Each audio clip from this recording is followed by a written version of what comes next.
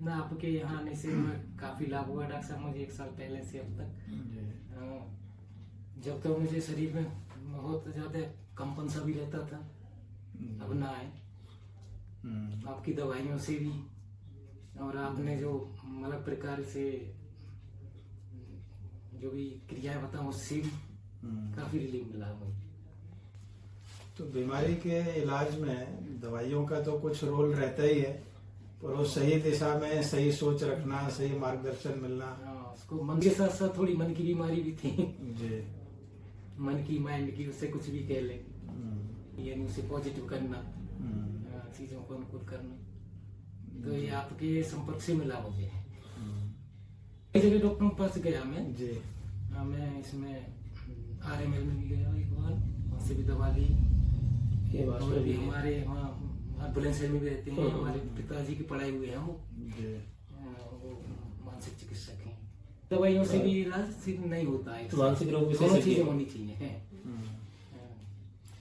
एक तो विश्वास जमना चाहिए कि आप जो इलाज कर रहे हैं उसमें कुछ आपको फायदा मिलेगा, विश्वास। और जिस व्यक्ति के साथ हैं वो आपको समझ पा रहे हैं, आपकी चीजें समझ के कर पा रहे हैं। पर इसी विषय में जैसे मैं बता रहा हूँ, ये किताब पढ़ रहा हूँ मैं, ये ऐसा ही है कि हमने ना आज की तारीख में बहुत सारी बीमारियों को मानसिक बीमारी का दर्जा दे दिया है और उसका इलाज दवाइयों के द्वारा कर रहे हैं। तो ये बड़ी बड़ी कंपनी को बहुत सारे दवाई बेचने में, उससे फायदा कमाने में मदद कर रही है। आज से 30 साल पहले जो 107 तरह की मानसिक बीमारियां थी, अभी 372 तरह की मानसिक बीमारियां हैं। तो जितनी मानसिक बीमारी बढ़ेगी उतनी दवाइयां शरीर को तो एडजस्ट करती हैं, लेकिन मन को जो है कुछ जैसे एक तो बात नहीं बहुत ज्यादा एडजस्ट कर जाती है। परिवर्तन सृष्टि का नियम है, और परिवर्तन के साथ साथ हमारी आयु भी बढ़ रही है, शरीर भी पहले जैसा नहीं है। बचपन में डॉक्टर साहब कैसे थे, जवानी बुढ़ापा, कुछ लोग हमारे थे पिताजी नहीं रहे जैसे, सब चीजों को एडजस्ट करना पड़ता है। तो वही आप सही कह रहे हैं, शरीर के बदलाव को, समय के शरीर बदलाव के, लोगों की जी स्थिति को समझते वो लोग नहीं रहे, वो इस चीजें नहीं रही। बचपन से आज तक जो बहुत परिवर्तन हुआ है, आर्थिक भी, सामाजिक भी और मानसिक रूप से भी है। हाँ, तो आपके संपर्क से जो काफी रिलीफ मिला मुझे, और अब तो मैं काफी ठीक महसूस कर रहा हूँ अपने आप को। बहुत बहुत धन्यवाद। सर्दी का समय है और भारत में इस समय मानसिक रोगों की बहुतायत रहती है। जब हम शरीर की बात करते हैं तो हमारा जो मानव शरीर है, इसके अंदर दिमाग भी है, तो शारीरिक बीमारियां, मानसिक बीमारियां, सामाजिक बीमारियां, हर तरह से रोग हमें ग्रसित करते हैं। ऐसे में मन से मजबूत रहने की एक व्यवस्था होती है, तो शरीर से हृष्ट-पुष्ट होना और मन से मजबूत होना, यह हमें स्वस्थ रहने की दिशा में अग्रसर करते हैं। सर्दियों में खास करके देखा जाता है मानसिक बीमारियों में, जैसे डिप्रेशन है, पर्सनालिटी डिसऑर्डर है, उसमें पोस्ट नेटल डिप्रेशन भी आता है, सिजोफ्रेनिया है, ऐसी कई सारी तकलीफ़ जो है वो ज़्यादा बढ़ जाती हैं, क्योंकि एक तो सनलाइट कम मिलते हैं, हम चाय कॉफ़ी कैफ़ीन वगैरह का ज़्यादा इस्तेमाल करते हैं, कुछ लोग अल्कोहल और स्मोकिंग भी ज़्यादा करते हैं। तो ये चीज़ें कई बार हमारे मानसिक रूप से हमें ज़्यादा ग्रसित कर देते हैं। तो ऐसे में दुनिया भर में हम कई बीमारियों को मानसिक बीमारी का नाम भी दे रहे हैं, उसको हम साइकेट्राइजेशन या मेडिकलाइजेशन ऑफ डिजीज़ भी कहते हैं।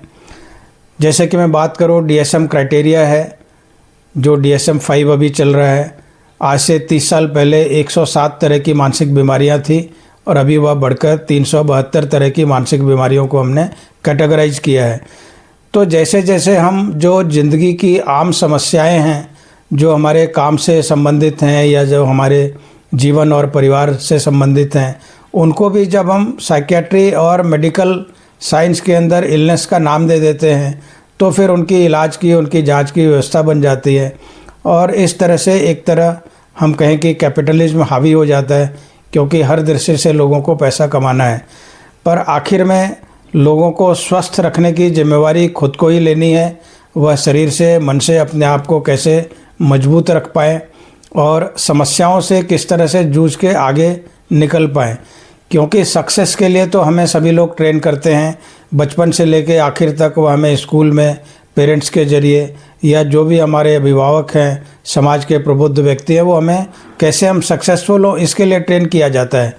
पर जब हम किसी भी बात में फ़ेल होते हैं तो उसको कैसे हैंडल करना है, ये शिक्षा हमें बहुत ही कम मिल पाती है, जिसकी वजह से कि सुसाइड के रेट बढ़ते हैं।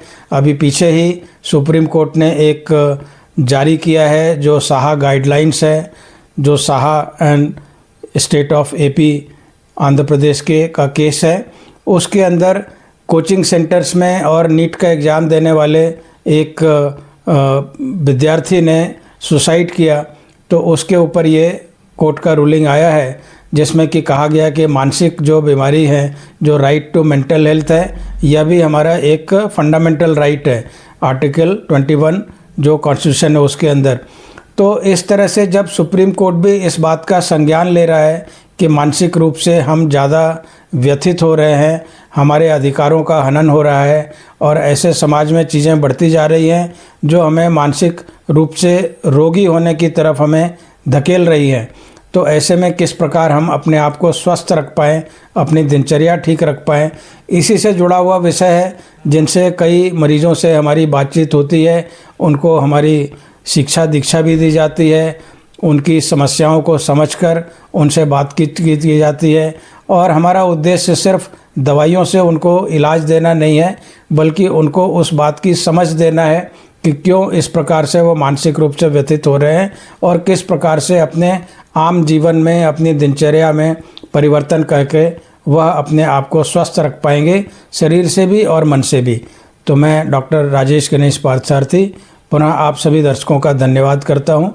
आप हमसे जुड़ें और इस प्रकार की बातें हमसे साझा करें, तो हमारा परस्पर एक दूसरे के प्रति ज़्यादा ज्ञानवर्धन होगा। धन्यवाद।